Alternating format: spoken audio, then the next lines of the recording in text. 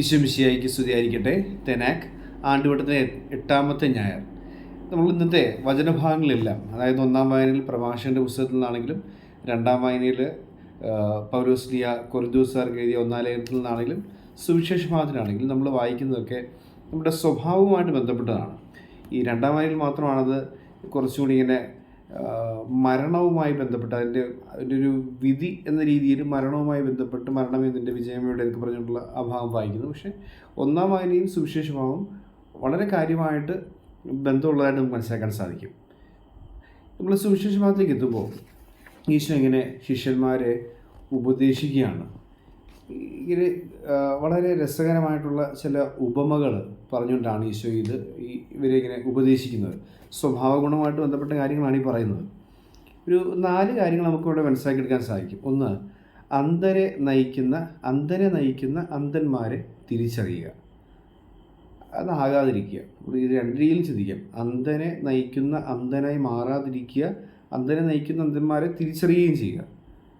ഇത് വായിക്കുമ്പോഴത്തേക്ക് നമ്മൾ ഈ സുവിശേഷം പറയുന്നതിനെയാണ് അന്ധൻ നയിച്ചു കഴിഞ്ഞാൽ 2 പേരും കുഴിയിൽ വീഴത്തില്ലേ എന്നൊക്കെയുള്ളതാണ് ചോദ്യം. നമുക്കിങ്ങനെ അന്ധൻ നയിക്കുന്ന സംഭവത്തെക്കുറിച്ച് എവിടെയെങ്കിലും കേട്ടിട്ടുണ്ടോ? പെട്ടെന്ന് നമ്മുടെ മനസ്സിലേക്ക് കൊണ്ടുവരാൻ സാധിക്കുന്ന ഒരു പഴയ നമ്മളെ സ്കൂളിലൊക്കെ പഠിച്ചപ്പോഴൊരു കഥയുണ്ട്. ഈ അന്ധന്മാർ ചേർന്ന് ഒരു ആനയെ കാണാൻ പോയൊരു കഥ. ഓരോരുത്തരും ആനയുടെ ഓരോ ഭാഗങ്ങൾ പിടിച്ചു നോക്കിയാണ്. ഇങ്ങനെ ഒരാൾ അതിൻ്റെ ശരീരം തൊട്ട് നോക്കിയിട്ട് പറയുന്നു, ആന എന്ന ജീവി ഒരു മതിൽ പോലിരിക്കുന്നു. വേറൊരു അന്ധൻ പോയി പിടിച്ചത് കാലിലാണ്, ആന ഒരു തൂണ് പോലിരിക്കുന്ന ജീവിയാണ്. വേറൊരാൾ അതിൻ്റെ ചെവിയിലാണ് ഇങ്ങനെ തൊട്ടത്, ആന ഒരു മുറം പോലിരിക്കുന്ന ജീവിയാണ്. അപ്പോൾ അന്ധന്മാർ വേറൊരു അന്ധന് പറഞ്ഞു കൊടുക്കുന്ന കാര്യങ്ങൾ കൺഫ്യൂഷൻ ഉണ്ടാക്കാൻ സാധ്യതയുണ്ട്, അസ്വസ്ഥത ഉണ്ടാക്കാൻ സാധ്യതയുണ്ട്, ആശയക്കുഴപ്പങ്ങൾ ഉണ്ടാക്കാൻ സാധ്യതയുണ്ട്. കാരണം 2 പേർക്കും പൂർണ്ണ കാഴ്ചയില്ല. ഒരാൾ ഇങ്ങനെയാണെന്ന് പറഞ്ഞു കൊടുക്കുമ്പോൾ അങ്ങനെയല്ലെന്ന് തിരിച്ച് പറഞ്ഞു കൊടുക്കാൻ മറ്റൊരാൾക്ക് സാധിക്കുന്നില്ല. അപ്പം അന്ധനെ നയിക്കാനായിട്ട് ശ്രമിക്കുമ്പോഴത്തേക്ക് 2 പേരും കൂടെ കുഴിയിൽ വീഴും എങ്ങനെയെന്നോ ഇവർ ആശയക്കുഴപ്പത്തിലേക്ക് എത്തിയിട്ടാണ്. ഇവർ 2 പേർക്കും ഇടയിൽ ഒരു കൺഫ്യൂഷൻ ഉണ്ടായില്ല. കാരണം 2 പേർക്കും കാഴ്ചയില്ല. അപ്പോൾ നമ്മൾ എന്താ ചെയ്യേണ്ടതെന്ന് വെച്ച് കഴിഞ്ഞാൽ, നമ്മൾ അന്ധനാണ് എന്ന് തോന്നുന്നുണ്ടെങ്കിൽ മനസ്സിലാകുമ്പോഴത്തേക്ക് നമ്മളെ നയിക്കാൻ വേണ്ടി തിരഞ്ഞെടുക്കുന്ന ആൾക്കാരെ അന്ധനാകാതിരിക്കാണ്ട് ശ്രദ്ധിക്കുക എന്നുള്ളതാണ്. നമ്മളെ നയിക്കുക, അല്ലെങ്കിൽ വളരെ സിമ്പിളായിട്ട് പറയുകയാണെങ്കിൽ നമുക്കൊരു ആത്മീയ ഉപദേശം തരണം. ഒരു ഭൗതികമായിട്ടുള്ള ഒരു തീരുമാനം എടുക്കാനായിട്ട് ഒരു ഉപദേശം കേട്ടായിട്ട് നമ്മളിങ്ങനെ ഒരു കൺഫ്യൂസ്ഡായിട്ട് നിൽക്കുന്നൊരു കാര്യം, നമ്മളെ അന്ധത. അപ്പോൾ നമ്മൾ അതിന് ഉത്തരം കിട്ടാനായിട്ട്, അതിനൊരു ഉപദേശം കിട്ടാനായിട്ട് നമ്മൾ ചെന്ന് ചേരേണ്ടത് അതിന് ഉതകുന്ന രീതിയിലുള്ള നിർദ്ദേശങ്ങൾ തരാൻ കെൽപ്പുള്ള കാഴ്ചയുള്ള ഒരാളെ ആയിരിക്കണം. അല്ലെ നമ്മൾ ആരെങ്കിലും ഡിപ്പെൻഡ് ചെയ്യാനായിട്ട് ശ്രമിക്കുകയാണെങ്കിൽ നമ്മളും കുഴി വീഴും. ഇതാണ് ഈ അന്ധനെ നയിക്കാനായിട്ട് ശ്രമിക്കുമ്പോഴത്തേക്കാണ് അത് കൺഫ്യൂഷൻ ഉണ്ടായിരിക്കുക. ഈ അന്ധന്മാർ ആനയെ കാണാൻ പോയതുപോലെ.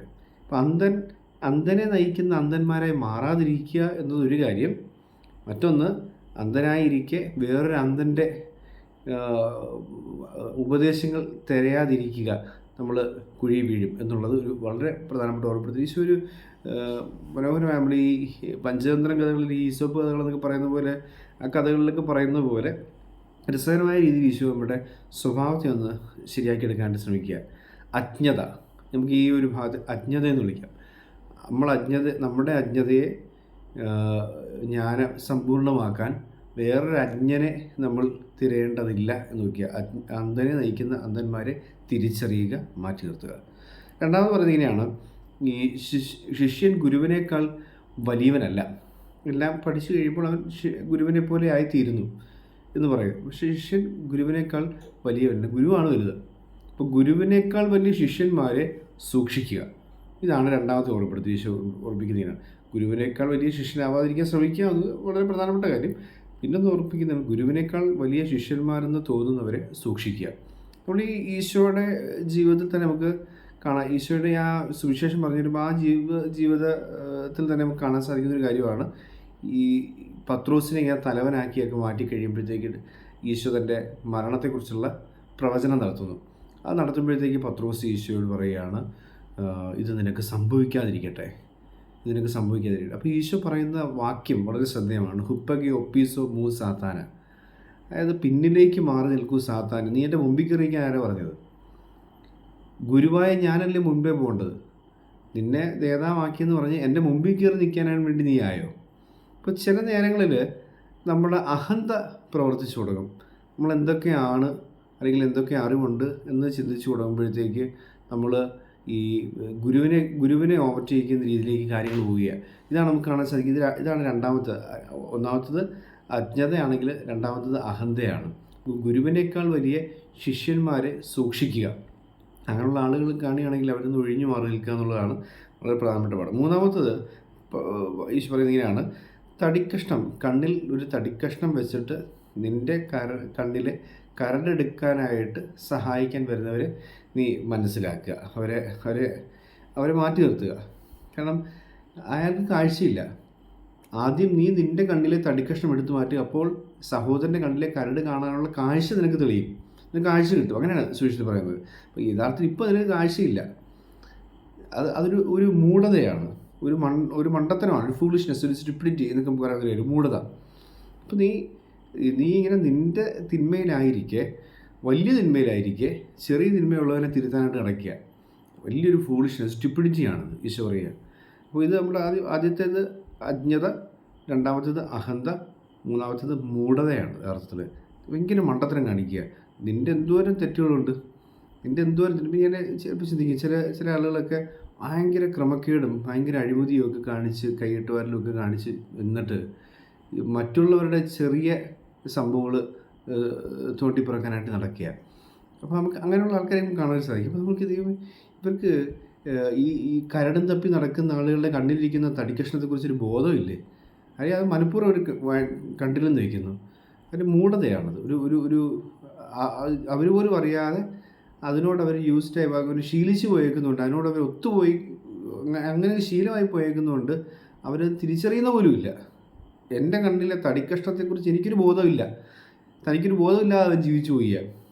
നമ്മുടെയൊക്കെ ജീവിതത്തിലിരിക്കുന്ന വലിയ തടിക്കഷ്ണങ്ങളെക്കുറിച്ച് നമുക്കൊരു ബോധമില്ല.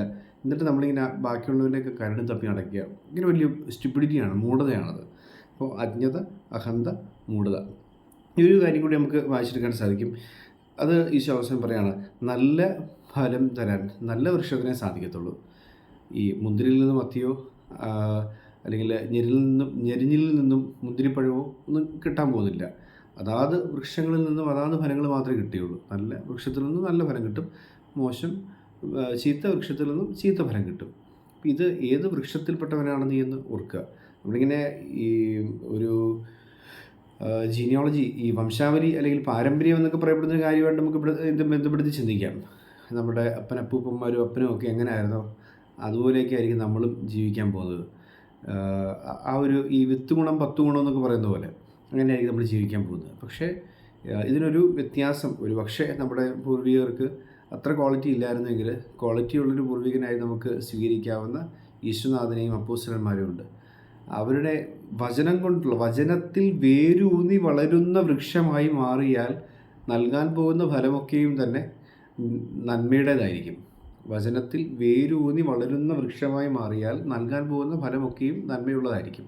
ഇതാണ് ഈശോ ഓർപ്പിക്കുന്നത്. അപ്പോൾ നീ ഒരു മോശപ്പെട്ട, ഈ ചീത്ത വൃക്ഷമായിരിക്കാം, അതുകൊണ്ട് ചീത്ത ഫലമേ നിന്നുണ്ടാകാൻ സാധ്യതയുള്ളൂ. പക്ഷേ വചനം, ബൈബിളിൽ വേരൂന്നി നീ ജീവിക്കാൻ ശ്രമിച്ചാൽ നീ കാലക്രമേണ നീ ഒരു നല്ല വൃക്ഷമായി മാറുകയും നിന്നിൽ നിന്നും പുറപ്പെടാൻ പോകുന്ന ഫലം നല്ല ഫലമായി മാറുകയും ചെയ്യും.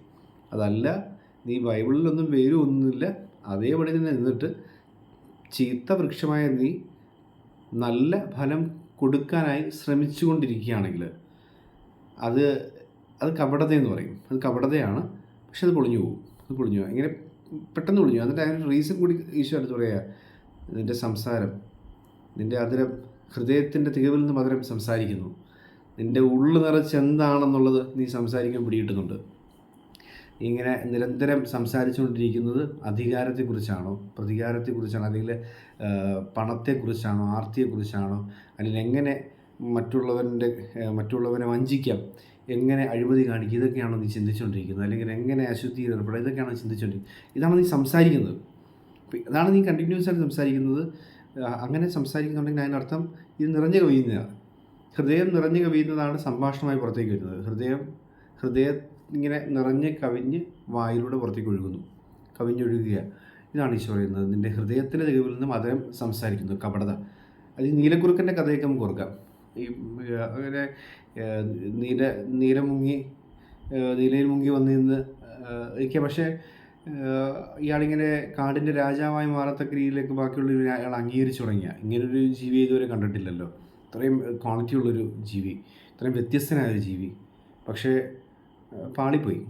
കൂട്ടാളികൾ അങ്ങിങ്ങായിരുന്നു ഓരിയിടുമ്പോൾ പഴയ സ്വഭാവം ഓർത്തിട്ട് അയാളും ഈ നീലക്കുറുക്കനും ഓരിയിടുന്നു. അതിങ്ങനെ പൊളിഞ്ഞു പോവുക. ഇതാണ് നമുക്ക് സംഭവിക്കുന്നത്. എത്ര മെച്ചപ്പെട്ട മനുഷ്യനായി അഭിനയിച്ച് ഫലിപ്പിക്കാൻ ശ്രമിച്ചാലും ഒടുവിലത് പൊളിഞ്ഞ് നാശമായി മാറും എന്നുള്ളതാണ് നമുക്ക് മനസ്സിലാക്കാൻ സാധിക്കും. അതാ സ്വഭാവമാണ്. ആ സ്വഭാവം മാറുക എന്നുള്ളതേ ഉള്ളൂ, വേറെ വഴിയൊന്നുമില്ല. വചനത്തിൽ വേരൂന്നി ആ സ്വഭാവത്തെ മാറ്റിയെടുക്കുക എന്നുള്ളത് മാത്രമേ ഉള്ളൂ. അല്ലാതെ വേറൊരു രീതിക്കും നമുക്കത് അഭിനയിച്ച് ഫലിപ്പിക്കാൻ പറ്റത്തില്ല. ഇതാണ് പറയുക. ഹൃദയത്തിൻ്റെ തെളിവിൽ നിന്ന് വളരെ സംസാരിക്കുക. എങ്ങനെയെങ്കിലും ഇത് പുറത്തു വന്നിരിക്കും എന്നാണ് ഓർമ്മിക്കുന്നത്. അപ്പോൾ ഈ സുവിശേഷമാണ് നമ്മൾ ഓർമ്മിക്കുന്ന വളരെ പ്രധാനപ്പെട്ടൊരു 4 പ്രശ്നങ്ങളാണ്. ഒന്നാമത്, അന്ധനെ നയിക്കുന്ന അന്ധനെ തിരിച്ചറിയുക, അത് അജ്ഞതയാണ്. 2, ഗുരുവിനേക്കാൾ വലിയ ശിഷ്യനെ സൂക്ഷിക്കുക, അത് അഹന്തയാണ്. 3, തടിക്കഷ്ണം വെച്ചിട്ട് കരടെടുക്കാൻ വന്നിരിക്കുന്നവരെ നിന്ന് മാറി നടക്കുക, കാരണം അത് മൂഢതയാണ്, അവൻ കാണിക്കുന്നത് മൂഢതയാണ്. 4, നല്ല ഫലം തരാൻ ശ്രമിച്ച് തോറ്റ ചീത്ത വൃക്ഷങ്ങളെ തിരിച്ചറിയുക, കാരണം അത് കപടതയാണ്, ഹിപ്പോക്രസി, അത് കപടതയാണ്. അപ്പോൾ അജ്ഞത, അഹന്ത, മൂഢത, കപടത തുടങ്ങിയ കാര്യങ്ങളെക്കുറിച്ച് ബോധമുണ്ടായിരിക്കും. ഇതിൽ നമ്മൾ പെട്ടുപോവുകയും ചെയ്യരുത്. ഇത്തരത്തിലുള്ള ആൾക്കാരെ തിരിച്ചറിഞ്ഞൊഴിഞ്ഞു മാറാനുള്ള ഒരു ജാഗ്രത കൂടി സൂക്ഷിക്കണം. അതിനുള്ള കൃപയ്ക്കായി കൂടി നമുക്ക് പ്രാർത്ഥിക്കാൻ, ദൈവം നമ്മെ അനുഗ്രഹിക്കട്ടെ.